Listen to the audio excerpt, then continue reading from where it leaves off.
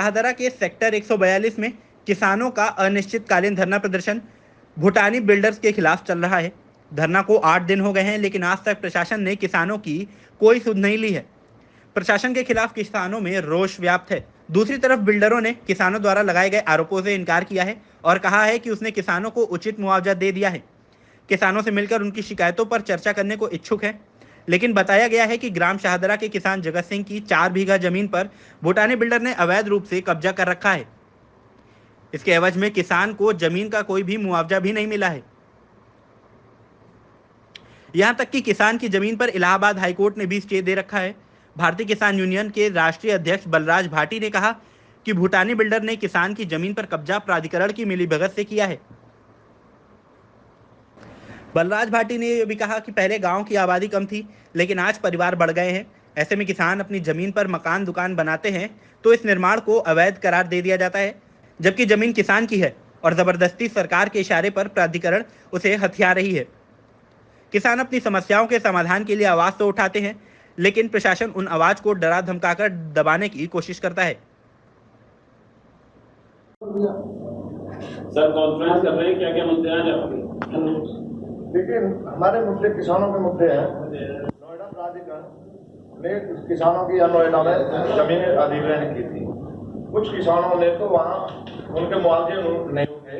हमारे सैदरा गांव में किसान है हमारा जगत सिंह, भूटानी बिल्डर ने उसकी जमीन पे 4 बीघे पे कब्जा कर लिया 2016 में।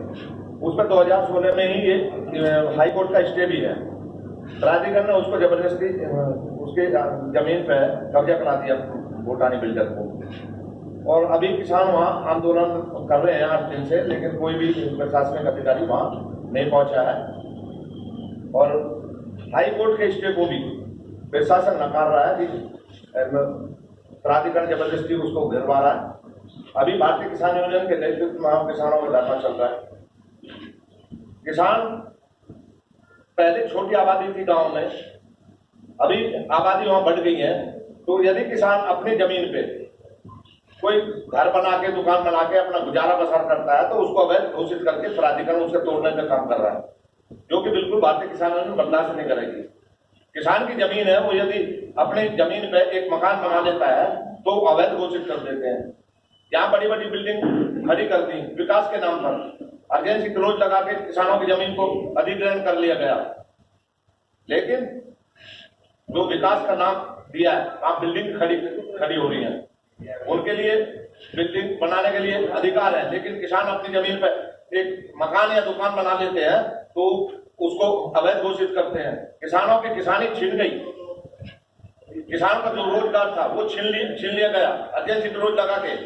अर्जेंसी क्लोज जब लगाते हैं जब कोई सरकारी कोई ऐसी योजना होती है, लेकिन उन्होंने तो मोटा मुनाफा कमा के बिल्डरों से को जमीन अधिग्रहण करके जब बिल्डरों को दे दी बड़े मोटे मुनाफे में, किसानों को किसानी वंचित कर दी, उनके रोजगार छीन लिए गए।